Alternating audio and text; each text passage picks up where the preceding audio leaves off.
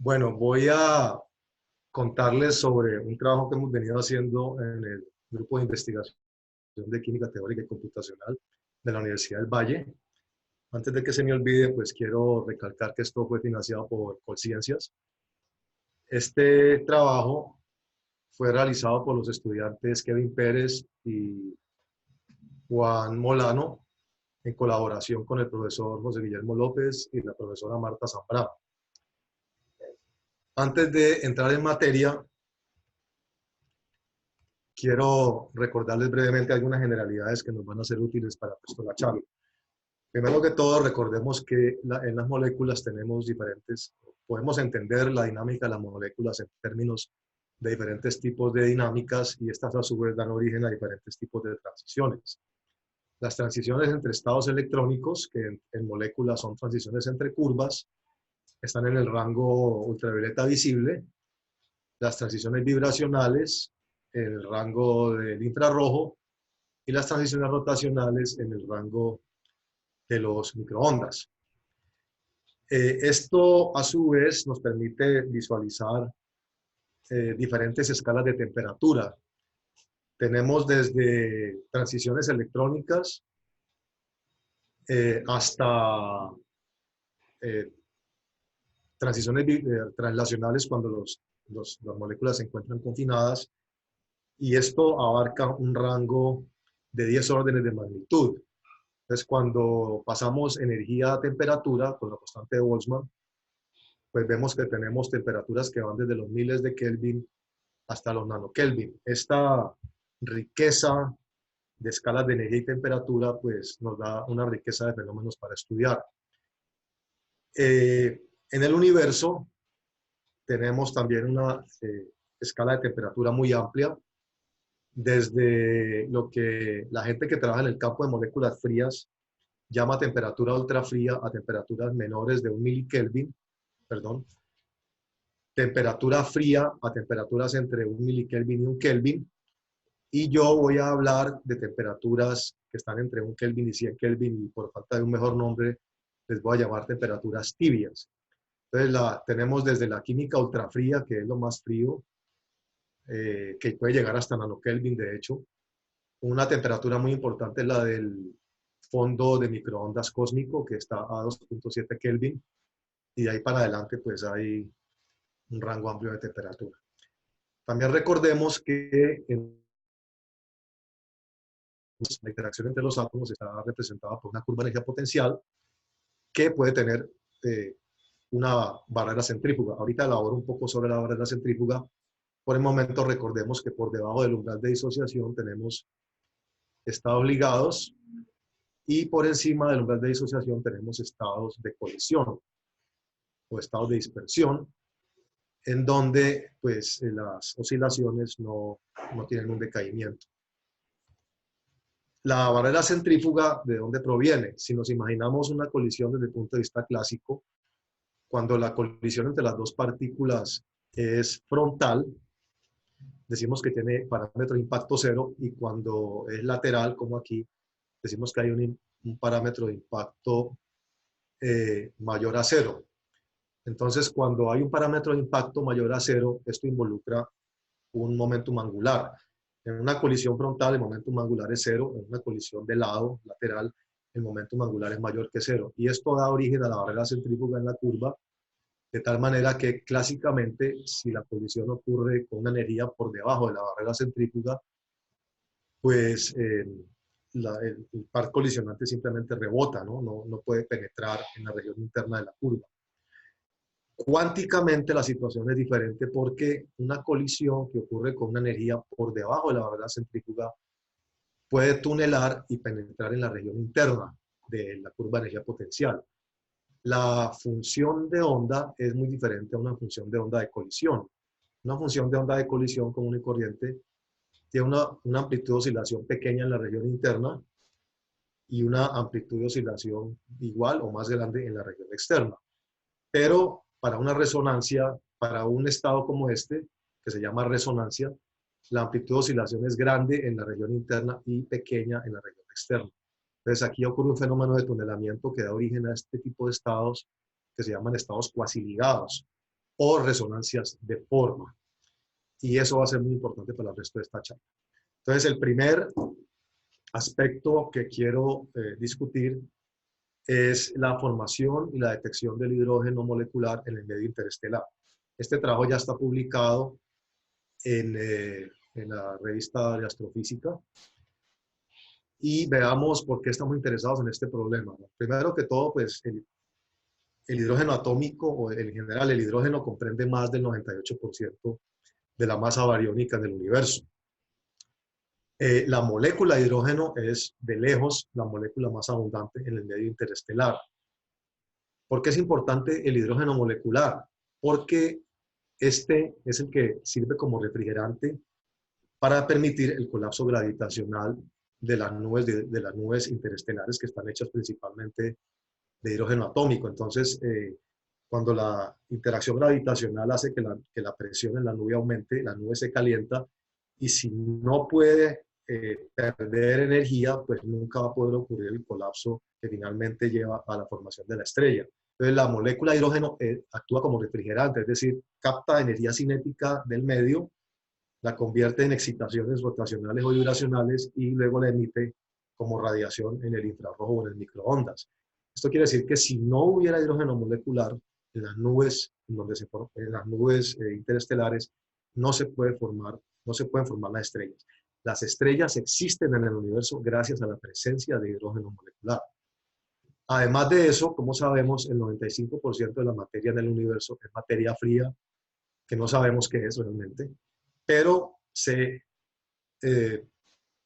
lanza la hipótesis de que una fracción sustancial de la materia fría podría ser simplemente hidrógeno que está muy frío. Entonces surge la pregunta, ¿cómo hacemos para detectar ese hidrógeno que está muy frío?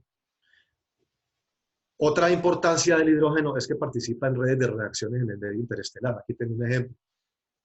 Por ejemplo, el carbono, a partir de átomos de carbono se pueden formar compuestos carbonáceos, y la molécula de hidrógeno participa en esas cadenas. Entonces, es muy importante también en la astroquímica. Bueno, en el medio interestelar se encuentran diferentes tipos de nubes. Las nubes que nos interesan a nosotros son los que se llaman nubes moleculares, que están a una temperatura alrededor de 10 Kelvin. Para los astrofísicos, esto es una temperatura muy baja, 10 Kelvin, pero para la gente que trabaja en el campo de moléculas frías es una temperatura alta. Entonces, por eso a esta temperatura le llamo tibia. La densidad es alta desde el punto de vista astrofísico, pero desde el punto de vista terrícola es menor que lo que uno llama ultravacío, ¿no? Entonces las nubes interestelares tienen una densidad muy, muy baja en comparación con los gases que se manejan en los laboratorios. Este es un ejemplo de una nube molecular.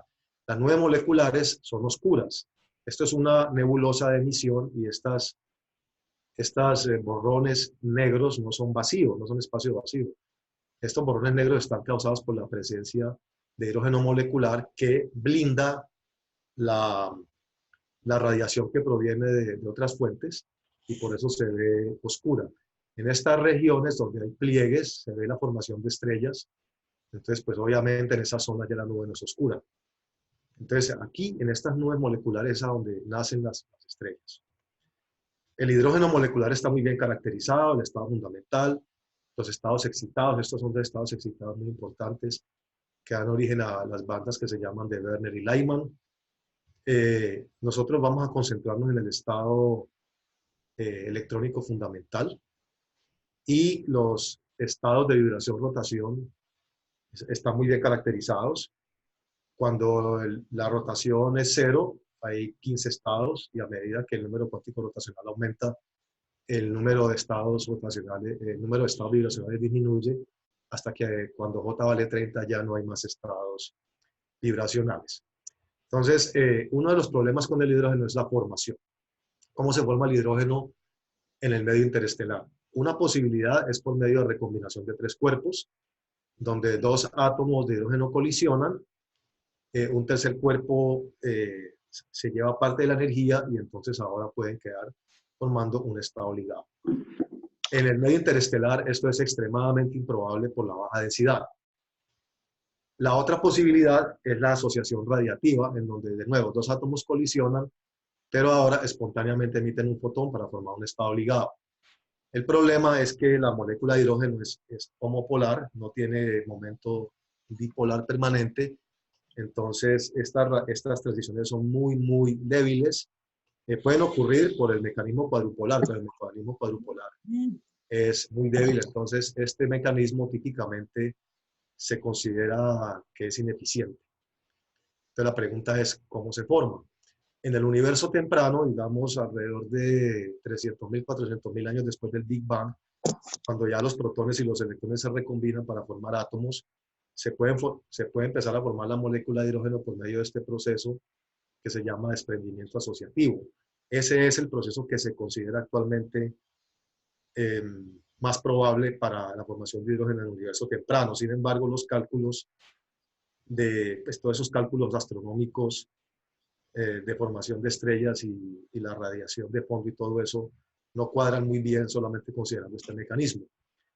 En el universo actual se postula el mecanismo de catálisis heterogénea, donde el hidrógeno se forma sobre granos de polvo o sobre hidrocarburos aromáticos policíclicos. Es simplemente un proceso de catálisis heterogénea y de nuevo no da una explicación completamente satisfactoria de la abundancia observada del hidrógeno.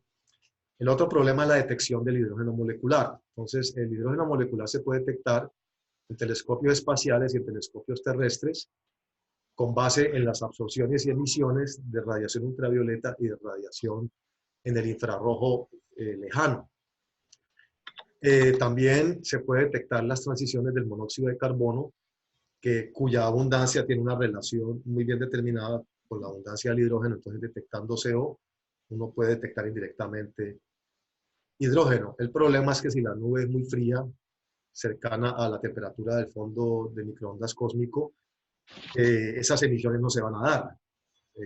Entonces, ¿cómo se detecta el hidrógeno en esas nubes? Uno de los mecanismos involucrados en la detección es el bombeo. Entonces, una molécula de hidrógeno puede absorber radiación a un estado excitado, electrónico excitado, y luego reemite, ya sea al continuo del estado basal, en cuyo caso hay disociación, o a estados ligados, en cuyo caso se forma la molécula y luego, por medio de una cascada de transiciones cuadrupolares, se genera radiación en el infrarrojo y esa radiación es la que se detecta aquí en los telescopios.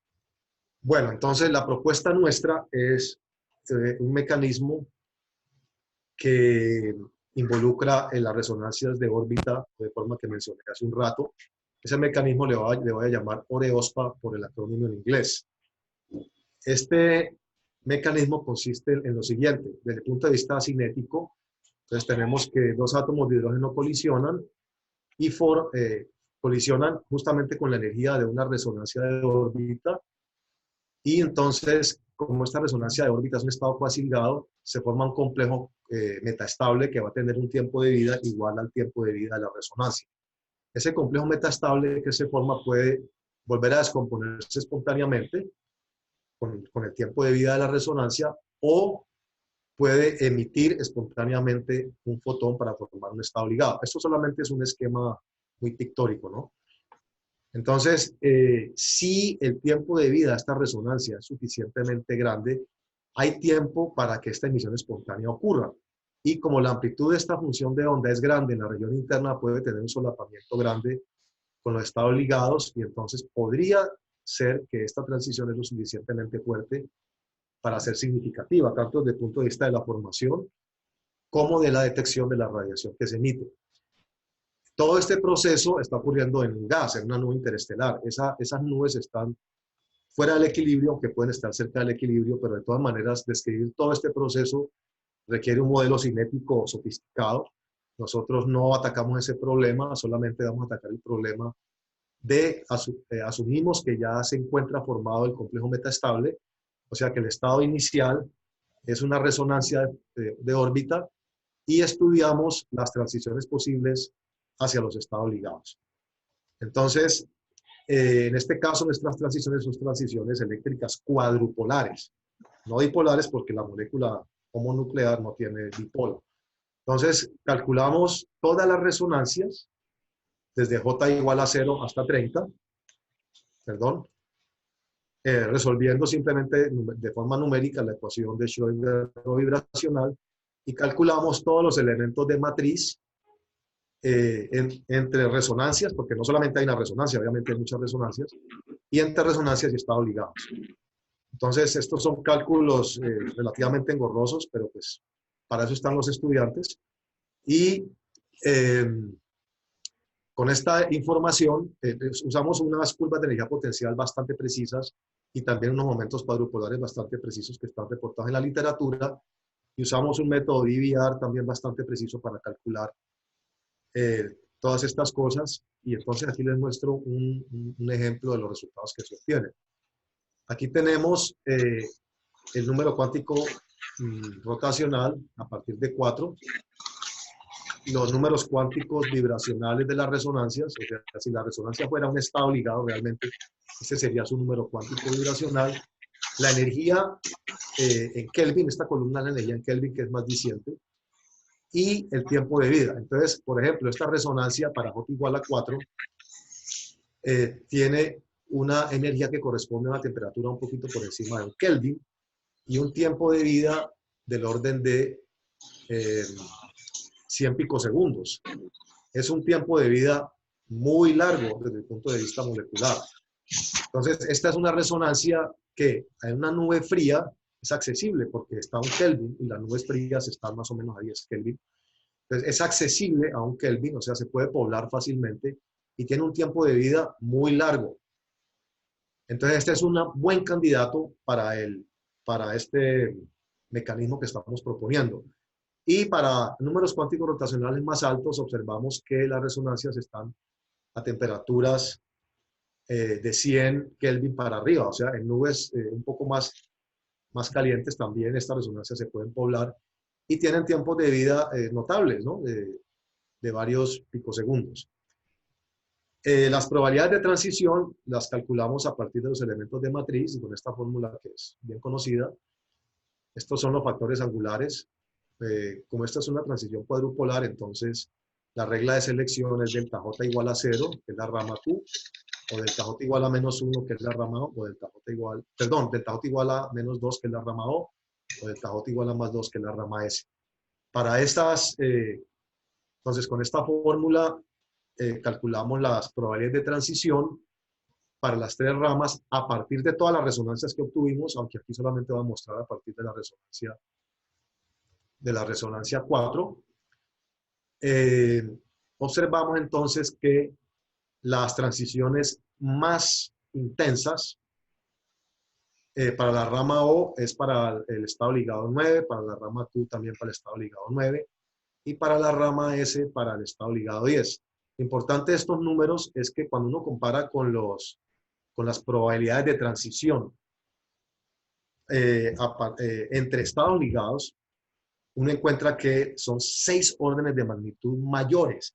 Entonces, si este mecanismo que se usa para la detección del hidrógeno, donde hay esta cascada de transiciones cuadrupolares, si este mecanismo para la detección produce líneas detectables, que son transiciones ligado-ligado, con mayor razón, estas transiciones van a ser detectables porque tienen una probabilidad de transición 6 órdenes de magnitud mayor.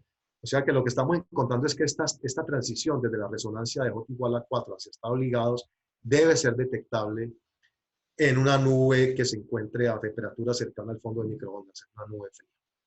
Entonces estas líneas deberían ser detectables y ahora estamos viendo a ver si en la literatura se reporta algo similar y si no, pues entonces esperamos que los astrónomos vean este artículo y la empiecen a buscar.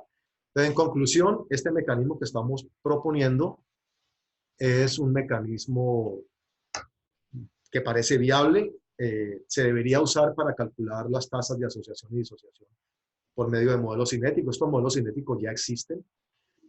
Para calcular la abundancia de hidrógeno en el universo temprano se debe incluir este mecanismo si uno quiere entender cómo se formaron las primeras estrellas en el universo. Y bueno, y es una buena opción para la detección de hidrógeno en nubes frías, inclusive en halos galácticos a donde hay materia oscura. El segundo va a salir publicado en el futuro cercano en Physical Review A, Y aquí entonces nos preocupamos ya por la dinámica del proceso y sobre todo por tratar de entender cómo se forman las moléculas o una posibilidad para la formación de moléculas frías en el laboratorio. En este caso escogimos el potasio rubidio, que es una molécula muy bien caracterizada y además ha sido estudiada ampliamente tanto experimentalmente como teóricamente. Típicamente para la formación de esta molécula, para la formación de esta molécula ultrafría, para que quede en estados cercanos al estado basal o vibracional, se usa un esquema de 2 pasos. Entonces se parte de un estado excitado triplete, se usa un pulso de bombeo a unos estados excitados que tienen acople spin-órbita y luego entonces se hace un vaciado hacia el estado fundamental por medio de otro pulso y así se puede formar la molécula en estados vibracionales muy bajos. Eso es lo que se llama una molécula fría. Este mecanismo ha sido usado, por ejemplo, por el grupo del profesor Carlos Arango, del ICESI, y está publicado en el Journal of Chemical Physics. Aquí estamos proponiendo el mecanismo de Oreospa para la formación de moléculas en muestras de gases que no tengan que estar tan frías. Entonces volvemos, nosotros calculamos las resonancias. Esta molécula, si bien es un prototipo, es una molécula difícil porque en el estado electrónico fundamental tiene como 100 estados vibracionales. No es fácil hacer estos cálculos, pero encontramos las resonancias y los estados ligados. Entonces, por ejemplo, para J igual a 10, tenemos una resonancia que correspondería a un número cuántico vibracional de 98, y para J igual a 9 tenemos otra resonancia que correspondería también a un número cuántico vibracional de 98. Entonces lo que vamos a hacer es esto, vamos a suponer que tenemos el complejo, en este caso sí hay interacción dipolar, porque es una molécula heteronuclear, entonces vamos a asumir que ya tenemos formado el complejo, o sea que se encuentra que el par que colisiona está en esta resonancia, y consideramos 2 posibilidades. Primero, sintonizamos la radiación al último estado ligado de J igual a 9, por la regla de selección dipolar de que delta J es más o menos 1. Entonces, por concreción, sintonizamos a el último estado ligado de J igual a 9, a ver cuánta asociación se puede lograr. Y también, en el segundo caso, caso B, sintonizamos la radiación a esta resonancia que está más abajo, a ver si esta resonancia puede servir como un canal intermedio para la formación de la molécula. Sin embargo, esto a primera vista parece que no podría funcionar muy bien, porque cuando uno aplica la radiación puede ocasionar emisión estimulada para asociación, pero también puede ocasionar absorción, en cuyo caso estaríamos haciendo una transición al continuo y el complejo se disociaría. En este caso ocurre lo mismo. Entonces veamos a ver qué nos dice la simulación computacional. Estamos trabajando con un campo de onda continua linealmente polarizado y con una intensidad relativamente alta.